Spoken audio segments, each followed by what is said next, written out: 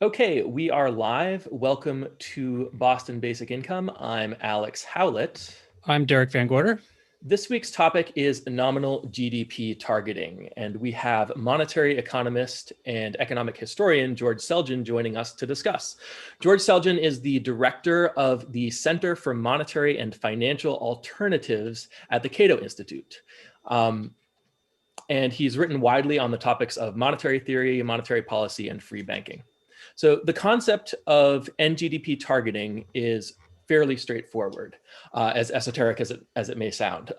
In the economy, people are always buying stuff. Money flows in one direction while goods and services flow in the opposite direction. You spend your money to buy the economy's products. So nominal GDP is just a fancy way of saying the total amount of money being spent on products.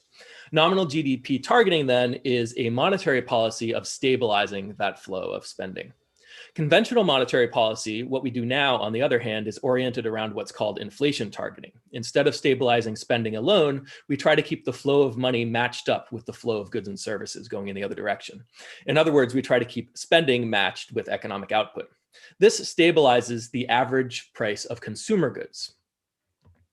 If successful, reliably low and stable price inflation allows markets to set prices in dollar terms without having to worry about changes in the general purchasing power of the dollar. NGDP targeting is a proposed alternative to this status quo. By focusing only on the flow of money and ignoring the flow of output, NGDP targeting allows the purchasing power of the dollar to freely adjust in response to changes in the level of economic output. If there's less stuff to buy, then each individual dollar buys proportionally less. In preparation for today's discussion, we read a 2018 blog post by George entitled "Some Serious Theoretical Writings That Favor NGDP Targeting," in which he surveys the perspectives of various different NGDP targeting proponents. So thanks for joining us here today, George. Personally, I'm not yet sold on the idea of NGDP targeting, but my mind is becoming more open to it, especially after some of our Twitter interactions. I'm also a regular listener of the Macro Musings podcast, and David Beckworth manages to weave NGDP targeting into nearly every episode, some kind of messaging about it. So the first question I want to ask is this: how does NGDP targeting compare to inflation targeting in facilitating the smooth operation of the economy? Well, first of all, Alex, thanks for having me on the show. And hi, Derek. Thank you as well. I should say that you've offered a very good summary in your opening remarks of NGDP targeting. So that's half the battle right there. You obviously know what it means. Now it's up to us to convince you that it's a good idea. And I'll start, of course, by answering your question about stability.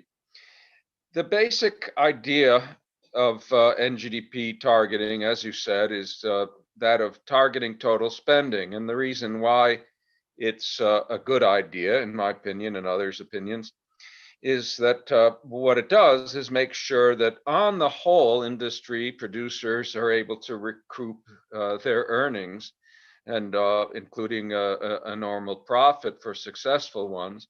Of course, some may fail because they don't recoup, but then we hope others will have exceptional profits, so resources will move out of the failing firms into the more successful ones. But on the whole, industry is marching ahead. That can't happen if you have a collapse of spending, that is, in receipts, revenues falling all around relative to total outlays in the past. That means that something's gone awry with the monetary system. Specifically, it's not supplying enough means of payment, and it's a shame. It's a waste of resources. It's a cause of unemployment. So we don't want that to happen. But we don't want spending to grow too rapidly either, because that can lead to problems. Inflation is one possible problem, depending on what output's doing at the same time. And asset bubbles are also a problem, and they can be a problem even if general prices aren't rising, something maybe we can talk about later. So let me just add the typical argument or atypical argument made for focusing on the general level of prices rather than on total spending as the object of stabilization is that when the general price level is either perfectly stable, zero inflation, or rising at a modest but steady pace, that allows relative prices to signal accurately changing relative demands for goods and services, or changes in costs of different goods and services. And so we don't want people to have to sort out the difference between general price movements and movements of particular prices relative to others. And that's a sound argument, except when overall productivity is changing. And the reason that that matters is because when overall productivity is changing, that means there's more output that's being produced. If it's growing, there's more output being produced per unit of factor input, of say combined aggregated factor input, land, labor, capital. And so now we have an interesting situation, because that means that in equilibrium, there has to be some relative price changes. Specifically, the price of output as a whole needs to decline relative to the price of inputs if productivity is generally growing. And the opposite's true if productivity is not generally growing. Well, now you see we have a little bit of a problem, because when central banks stabilize inflation, what they call stabilizing the inflation rate is stabilizing the rate of change of output prices, usually consumer prices. That's what the CPI measures. It's what the PCE index measures. But as soon as we realize that doing that when productivity is growing rapidly or shrinking, we're destabilizing the factor price index, because we know that one of them has to be moving to accommodate or to reflect productivity gains or losses, general ones. So that suddenly suggests that after all, it isn't obvious in the face of productivity fluctuations that keeping the general output price or consumer price level stable or rising steadily is actually the way to keep the price system functioning smoothly and to minimize the need for people to understand the difficulty people might have in understanding what price movements for individual goods signify. What I've argued at length is that, in fact, if you stabilize nominal income, which is kind of like stabilizing the input price level or its rate of change, that actually is in the long run more likely to be conducive to the overall clarity of price signals, and therefore conducive to minimizing waste and avoiding fluctuations and macroeconomic fluctuations. Anyway, that was a long answer, Alex, but that is my answer to your first question. Okay, so yeah, I like the distinction that you're drawing between input prices or factor prices versus output prices, consumer prices. And a question we can ask is, which one is it more useful to stabilize? But I have another question, which is, does stabilizing nominal income actually stabilize input prices?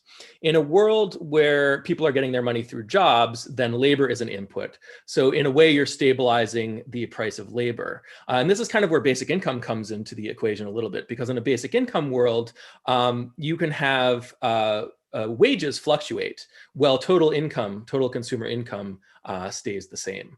And then your nominal GDP target, if that's what you're doing in a basic income world, it's not necessarily stabilizing input prices, but it is still stabilizing that flow of consumer spending. Do you think that that's still a useful thing to do in that case? Yes, well, it turns out that there are a lot of debates, just as there are debates about whether we should be stabilizing nominal income or stabilizing the consumer price index. There are debates about whether we should be stabilizing all factor prices, or an index of general factor prices, or just an index of labor costs or wages. I should say wage rates to distinguish the level from the flow of wage payments. Now, I've written about this, and here's a way to think about it. Nominal GDP targeting could be made consistent with either of those two last choices, depending on how it's done. And here's the difference. If you're trying to stabilize the general level of factor prices or their growth rate, you would set an NGDP growth rate target that was that had allowed NGDP to grow over time roughly at the rate of growth of total factor input. Now, you need an index, you need to weigh the different factor inputs.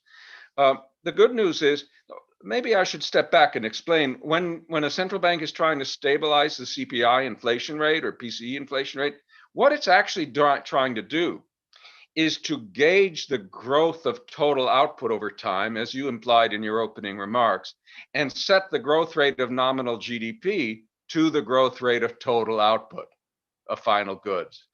So you could say that, therefore, targeting the CPI inflation rate or PCE inflation rate is a kind of nominal income targeting, where the desired or planned rate of growth of nominal income is such as will match total output growth and keep prices from growing more than is desired. That makes sense, right, Alex?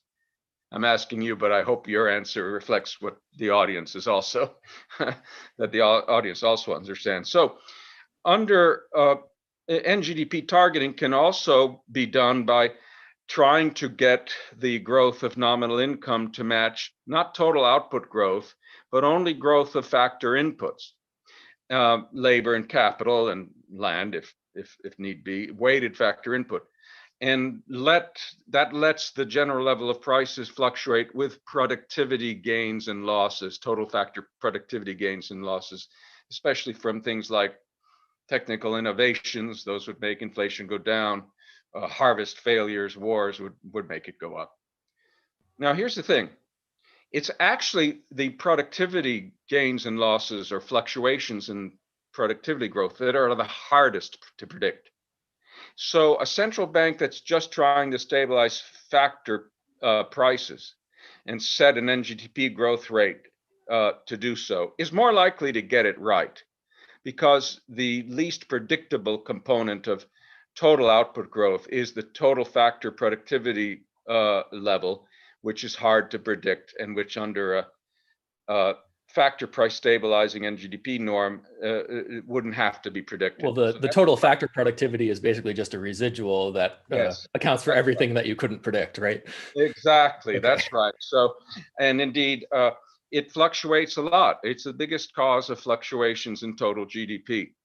So we could expect a central bank to have a reasonably good forecast of future factor price input growth, to set an NGDP growth target according to that, plus its desired inflation rate, of course, long run inflation rate, and then let loose with that policy. And what we would see would be an inflation rate that varied over time, roughly as unpredictable total factor fluctuations occurred.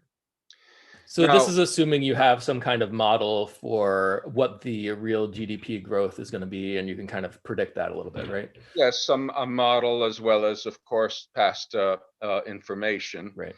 And you would predict that. But again, it's important to realize that the challenge here is less than the challenge typical central banks are trying to meet today in predicting total output growth, because that's more variable, mainly because it includes the more volatile component of productivity change.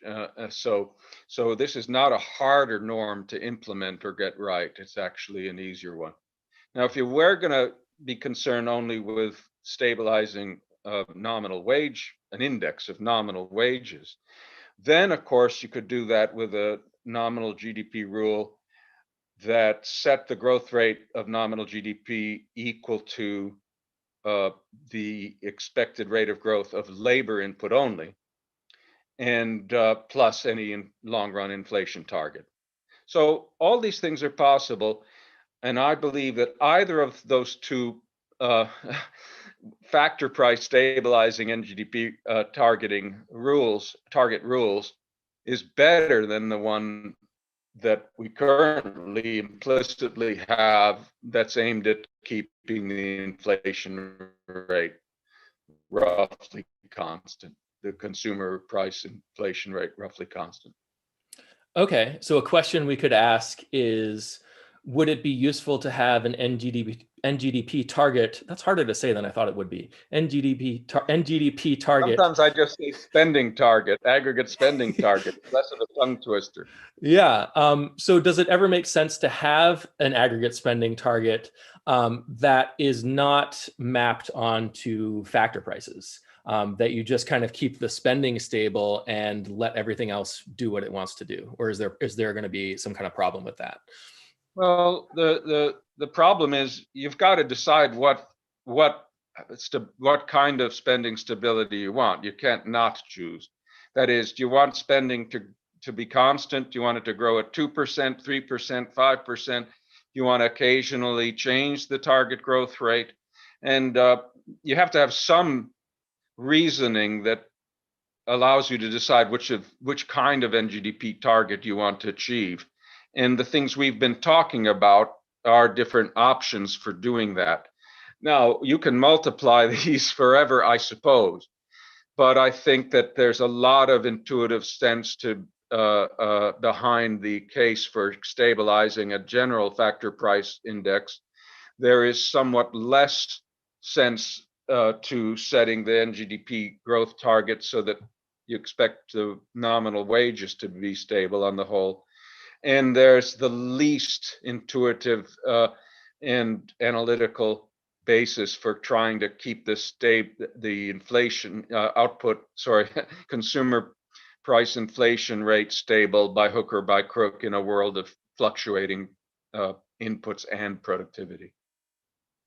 What about just keeping consumer spending stable regardless of price levels of either the factor prices or the output prices? Well, you'd have to come up with an NGDP growth rate that wasn't consistent with either of those two goals. I don't know why you'd want to do that if you have an NGDP growth rate that doesn't stabilize factor prices, output prices, or input prices generally, or final goods prices. It's hard to see how anyone could defend that. What would be the advantage of that kind of NGDP targeting? Search me. Yeah. So for me, the advantage would be that you wouldn't have to model these growth rates of factor prices, growth rates of productivity, or any of that. And I think, But that would be true, Alex, if I may interrupt, that would be Yeah. true only in the sense that if you use a dartboard to pick the NGDP growth rate, that spares you from having to model it, but it doesn't mean that you've picked a very good growth rate. So Well, maybe what's wrong with sense. a growth rate of 0?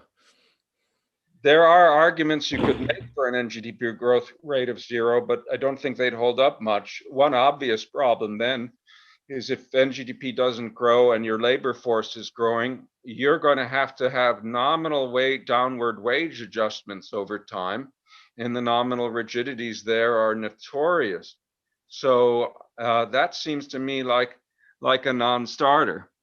That seems to me like a non-starter. Sorry, I've kept things popping up on my screen that I need to get close to read, so pardon me for doing that. I mean on the video screen.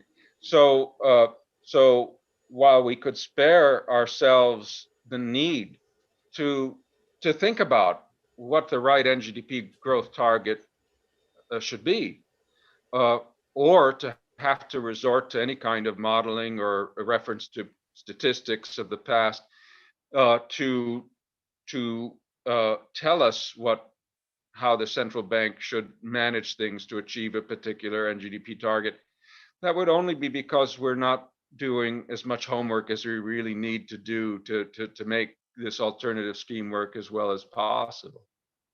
And what I do want to insist on is we don't have to do any more work than central banks have to do to try and target general price levels.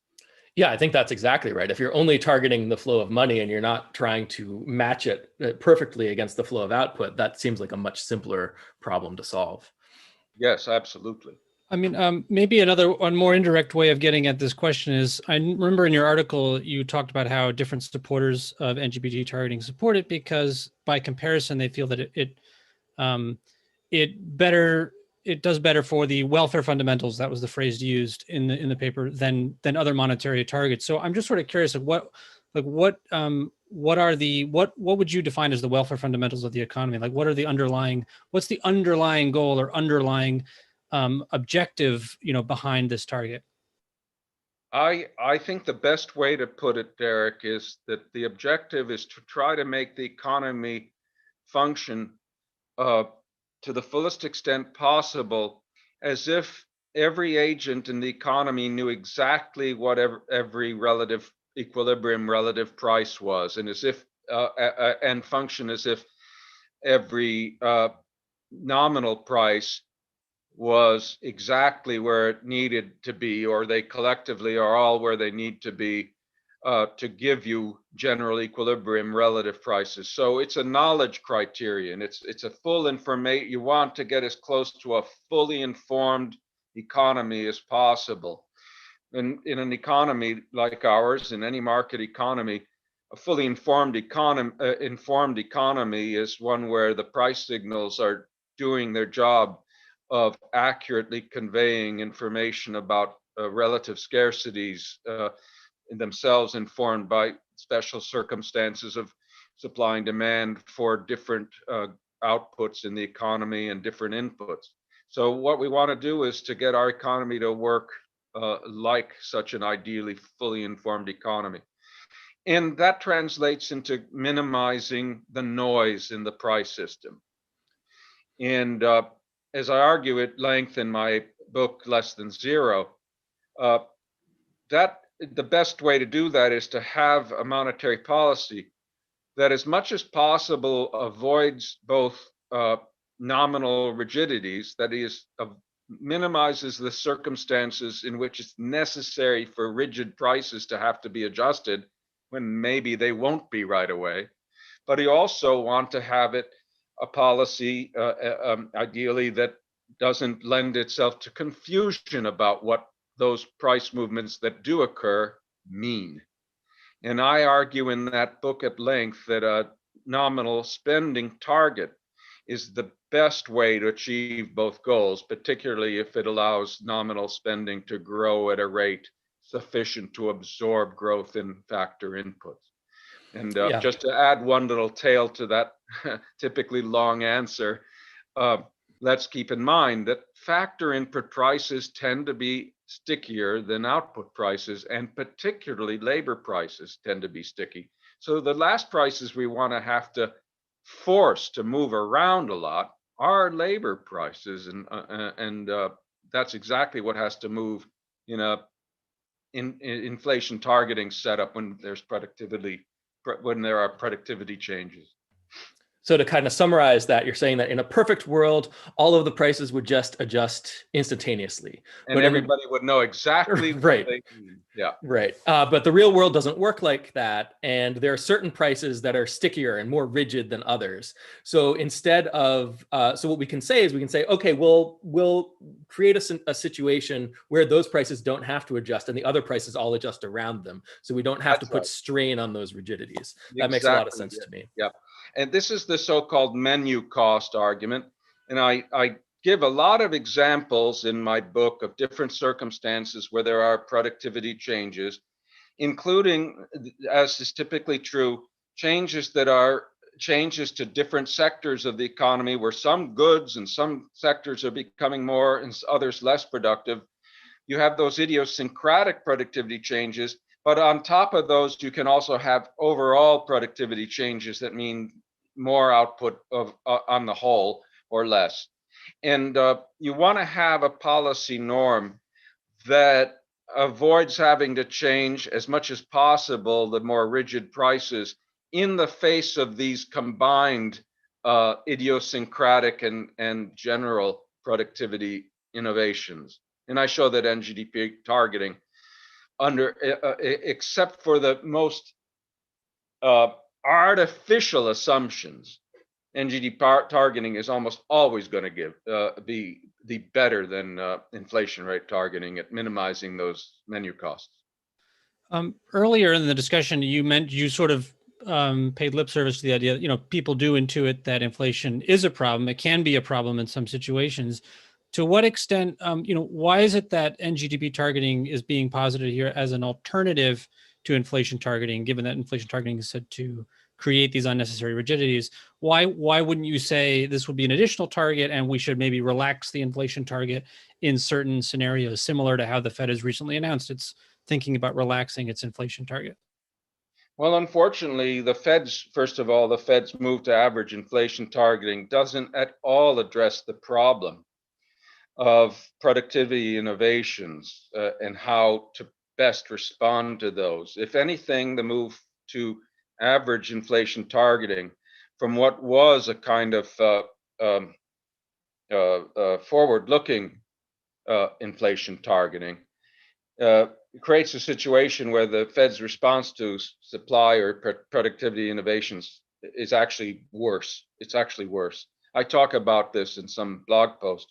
So as far as that change is concerned, we aren't moving in the right direction. Not to say average inflation targeting doesn't have some potential advantages, it does, but it doesn't have the advantages nominal income targeting would.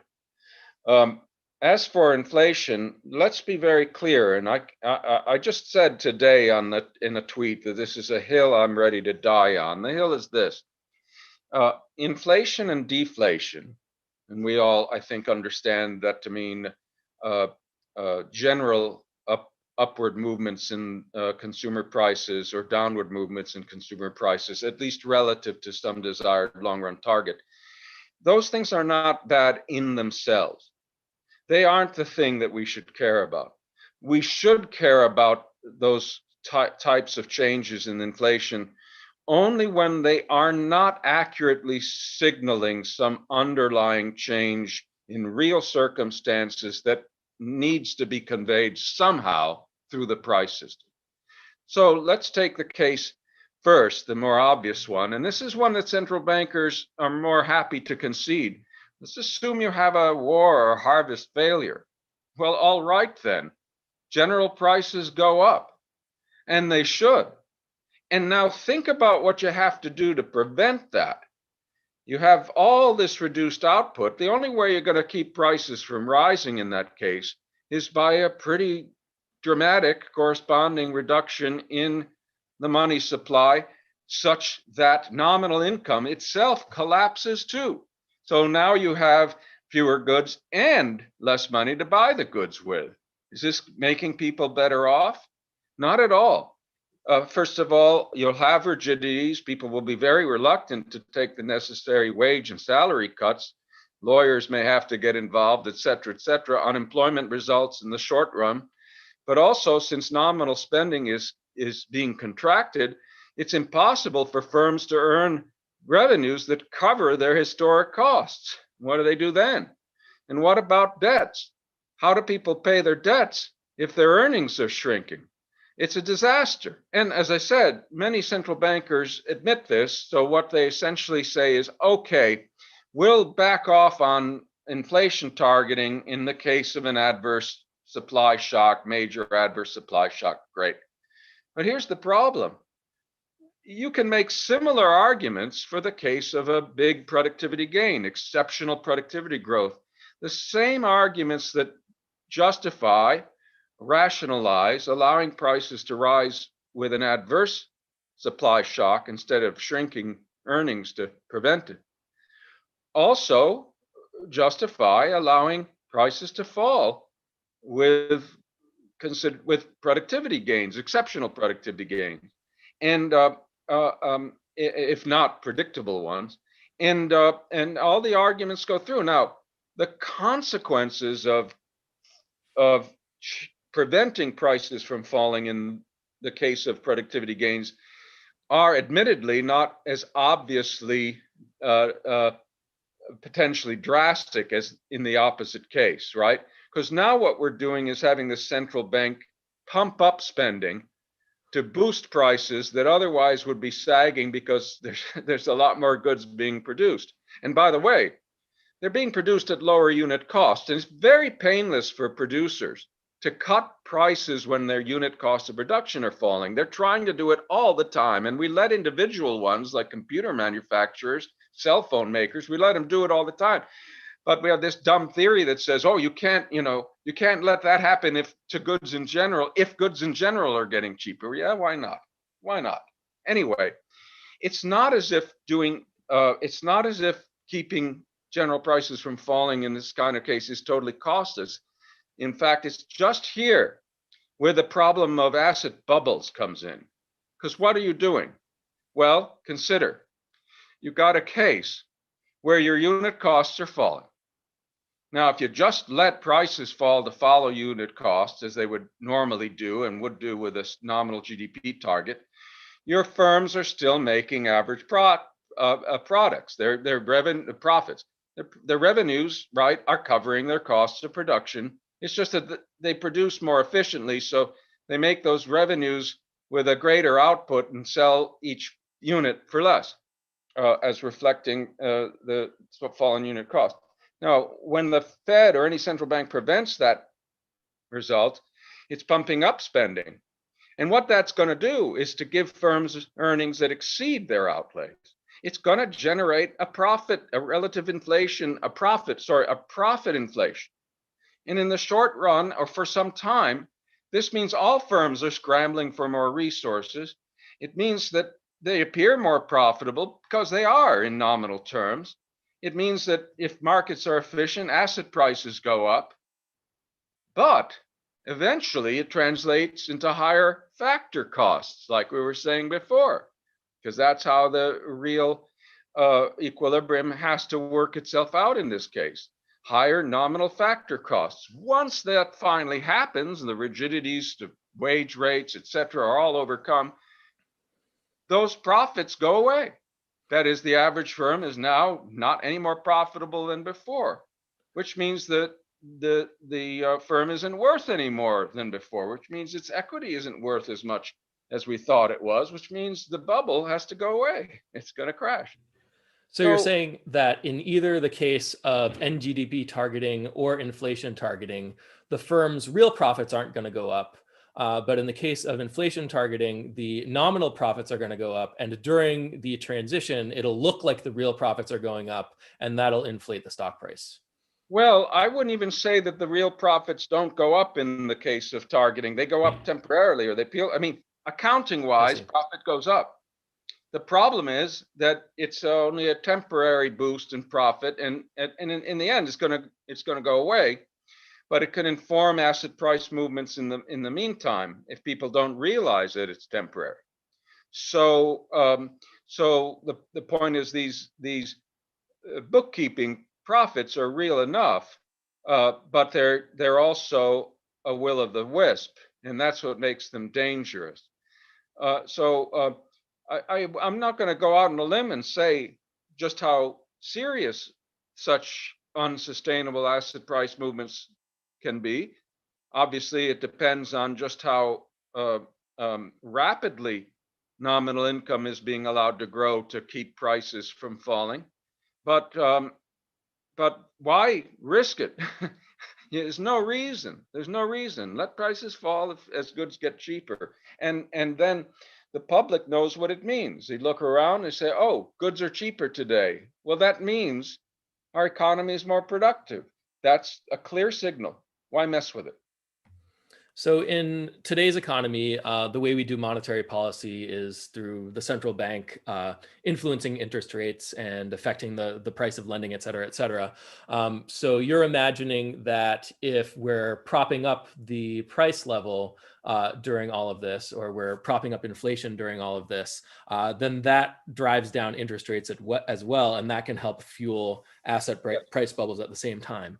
Yes, it's part of the same mechanism, and I'm glad you made the point, because the way the Fed, of course, boost spending to prop up prices in the face of productivity growth is by setting a lower interest rate target, all other things equal, right? And so that lower interest rate target is informing profit signals in the just as increasing firm revenues are doing the same. And this is just all good Vixelian economics, right? Except Vixel got it wrong. Vixel thought that if you stabilize the output price level, you're keeping interest rates at their natural level.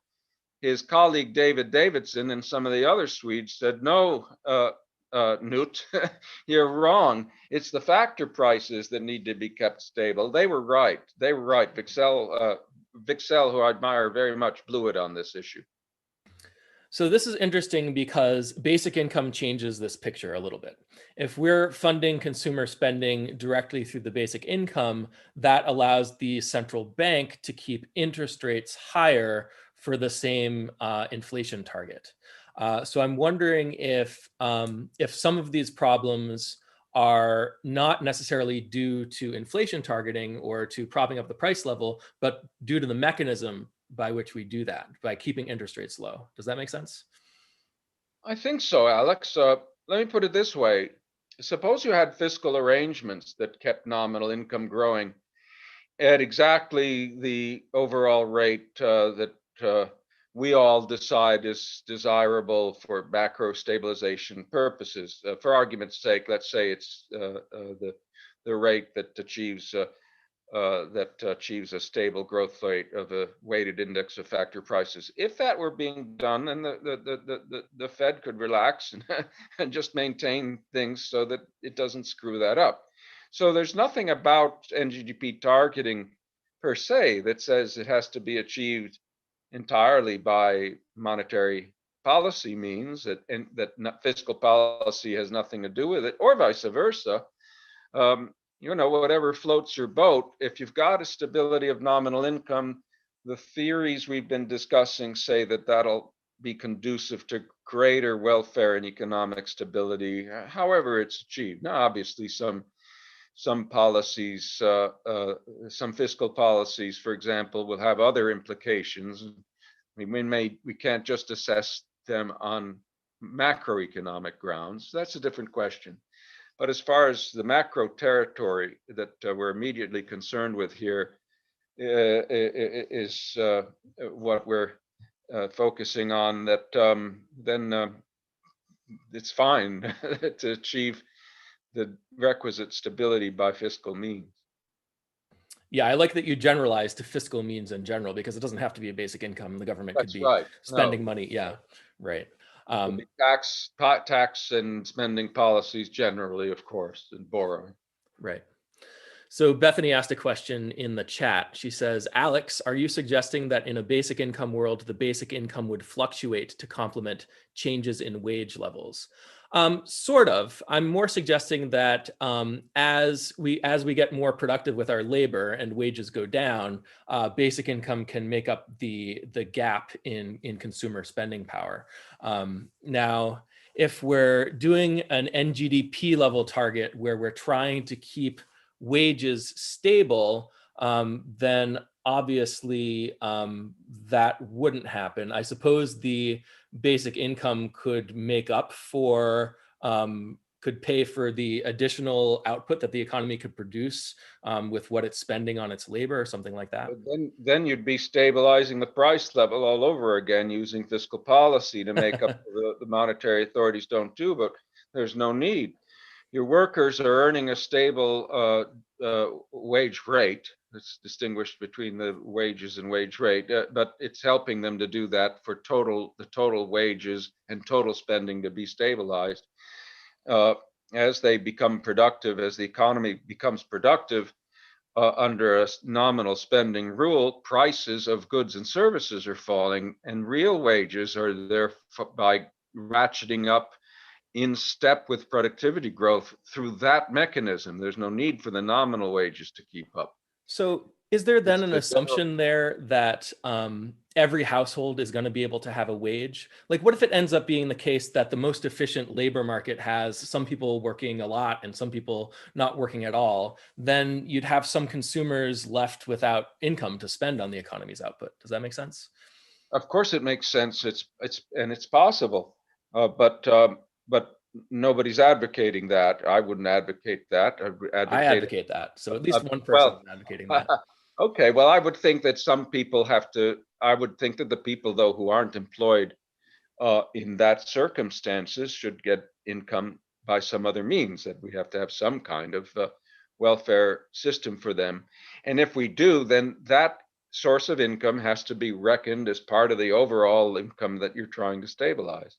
So, I mean, NGDP targeting is not at all doesn't imply any particular policy about who gets the nominal income. That's the fiscal authorities are free to play with that any way they like, and those of us who are proposing NGDP targeting for that reason aren't able. We're able to be perfectly agnostic about it. So it's not the case that having a policy of nominal GDP targeting means leaving anybody behind as far as income is concerned. That policies like the kind you're advocating, although on a national scale and not necessarily done by the feds, but a national scale, would simply be part of the information about total income that is relevant to achieving the aggregate target. But this targeting is a macroeconomic policy. It's not a substitute for microeconomic policy. It's not a substitute for income redistribution. It's not a substitute for basic welfare. It doesn't do any of those things, but it doesn't prevent any of those things. I appreciate that you're drawing a box around what you think this target solves, and leaving space for other policy debates about what kind of fiscal policies Certainly is not a solution to are relative ideal. poverty. It doesn't guarantee Yeah. by itself that there won't be people who are in need of the support. Yeah. That's not. But the spending will be out there. You just got to move it around a little bit. Right. If the People spending will isn't have out there at all. Good luck. Right. Well, there'll be different debates about how best to do that. There is a question Yes, Neil wrote in the chat. I wanted to get your thoughts on, because it relates more to this idea of NGP targeting versus stabilizing the price level. He says, in the present environment, we have more productive capacity than we could use with the present economic situation. So we can increase the amount of goods without prices moving. If the price level drops, we can get into a liquidity trap where people postpone buying because the price will be lower in the futures. What do you, in general, do you think of the argument or the concern that falling prices may be consistent, may cause people to spend less? Well, it's not true, first of all, and for good reason. Eventually, people get hungry, who want to go out and buy something and eat. We had deflation, mild deflation, and by the way, deflation not that far off from what from the rate of productivity growth, that is, minus the rate of productivity growth. For most of the period between 1876 or 5 until 1896 or 7, prices fell pretty much every year, a couple percentage points thereabouts. Obviously, people didn't stop spending, or we'd know it. They spent because although prices might be going down again further in the future, they don't want to put off consumption and enjoyment of and gaining satisfaction by spending money forever, because satisfaction put off isn't worth as much as satisfaction now. And so it's a non-problem. It's a non-problem. It's an interesting case of a non-problem that has persisted in being perceived as a problem, but there's no real basis for it. Yeah, it didn't result in a kind of deflationary spiral or anything like Yeah, that. no, nothing of the sort. Because as I said, if people people do value other things equal. They value having their goodies sooner rather than later, and not all at once necessarily, of course. But that means that there's always something that they are happy to be spending on at any time, Yeah. even if prices are falling. So I think we all agree that the stable purchasing power of money is what allows us to use it as our pricing and payments standard in the first place.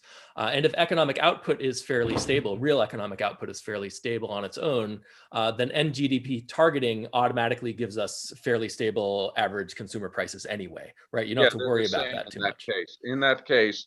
In the case of stable productivity growth, stabilizing NGDP and stabilizing the CPI growth rate or PCE index rate of change, they all amount to the same thing. The only interesting case, the only time it matters that we should debate these options is because of productivity changes. And then we need to ask in that case, if productivity is generally changing, what kind of stability do we need? And we've argued already a little bit here that it isn't stability of the PCI in that case that matters most. It is stability of spending, which means greater stability of factor prices rather than output prices. So speaking about the desirability of a stable purchasing power of money is a little bit misleading. There's a risk there of latching on to the wrong ideal, because there's a better one in the case of where productivity is fluctuating. Well, I'm still personally latched on to the wrong ideal, but maybe I'll get to the better one at some point. This reminds me of a point that comes up often in the basic income discussion, where if we get hit by an asteroid and the economy's productive capacity gets cut in half, what do we do with the basic income? Do we cut the basic income in half, or do we allow the price level to rise until the purchasing power of the basic income is half of what it used to be? And I think this is related to the NGDP issue. And I'm actually absolutely related. Yeah. May I answer that? Yeah. Let's just make it easy analytically by assuming that the only source of nominal income is basic income. That's what people earn.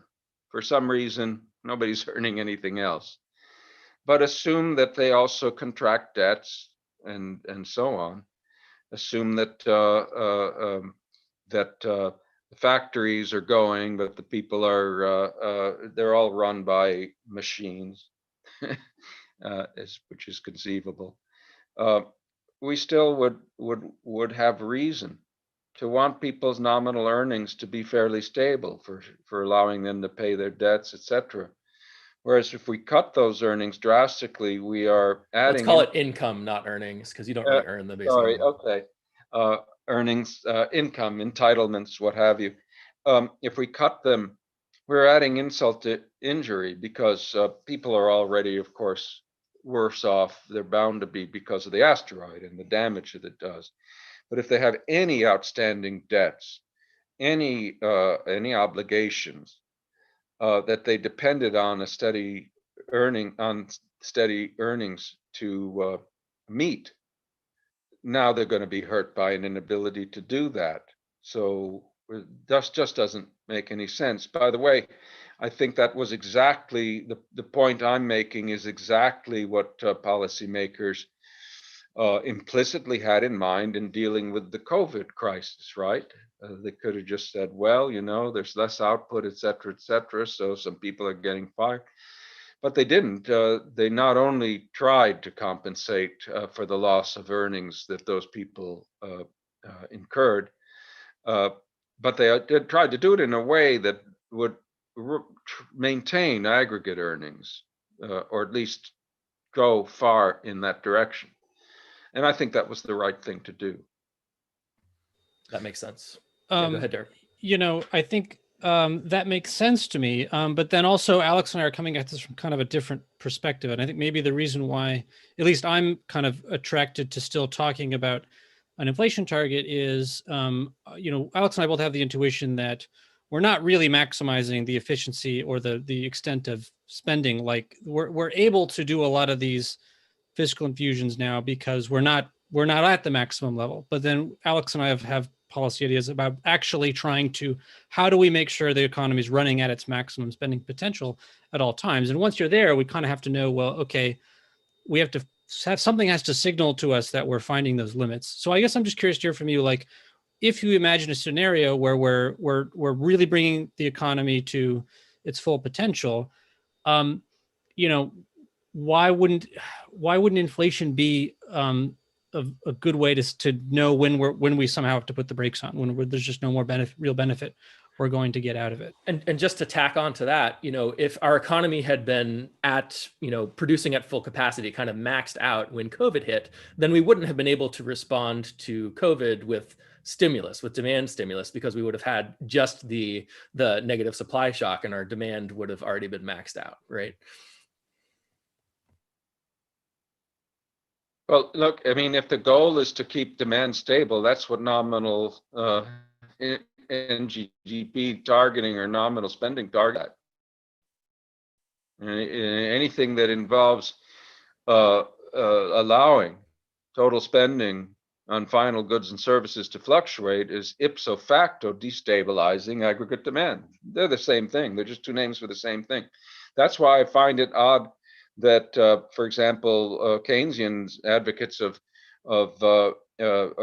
policies to stabilize aggregate demand, they talk about it in those terms, don't all jump on the NGDP bandwagon. And in fact, if you read Keynes's general theory, he came within an ace of doing so. He's got several pages where he says, well, what we really should be targeting is the wage index, nominal wage. But then all of a sudden, he just caves in. So at the time when price level stabilization was just gaining popularity with Fisher and Cassell.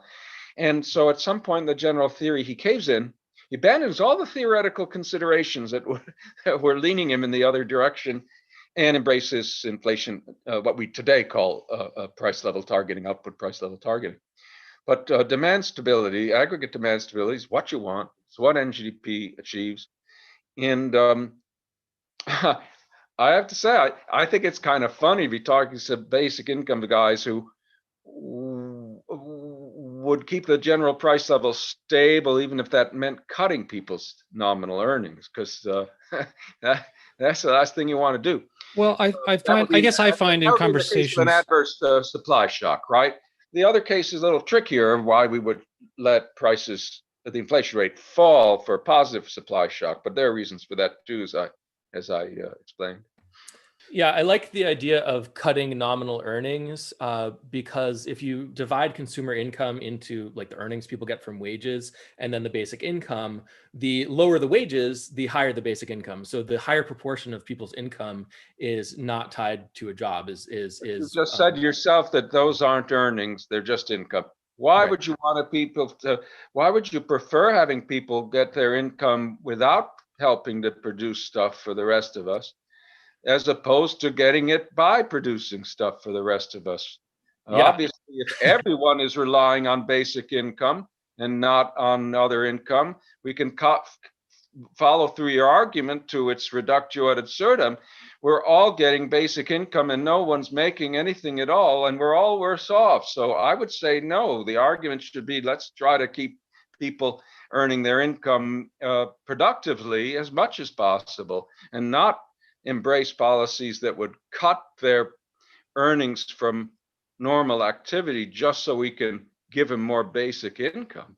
Nominal. Yeah, so that's the question, right? That's the big question. Why would you want to do that? Right. And the answer that I have is that if we are creating jobs or supporting people's earnings, their wages, as a way of getting them money, then by definition, it's not productive. We're employing people unproductively. Why? So, compared to giving them money? Yeah, definitely. Yeah. So if they don't go to work and you get them a check and they just go shopping, that's all they do. That's going to be better and more productive than if they earn a paycheck by going to work and helping them make stuff? Well, it's the difference between paying people to be unproductive, forcing them to be unproductive so they can earn a living, versus giving them the Why are you freedom to spend their calling time how they people who want. work unproductive? Well, Where did Alex is Because we're talking, using monetary policy to create full employment. he's No, talking about a not- scenario. no, He's no, talking about no. a scenario where instead of Yeah, go letting ahead. markets determine employment, we're actually This is using not. policy to create employment. This is allowing markets to work. This is allowing markets to work.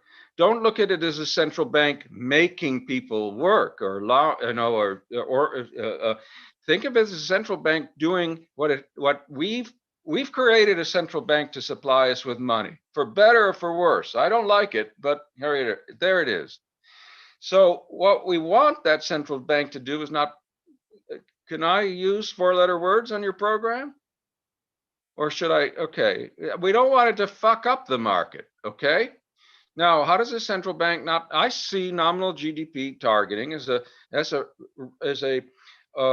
rule for keeping the central bank from fucking up how the market works. That's why I talked about in well-informed, a perfect information ideal, overcoming nominal rigidities. This is all about letting markets function efficiently. It's not about somehow making people work who don't want to.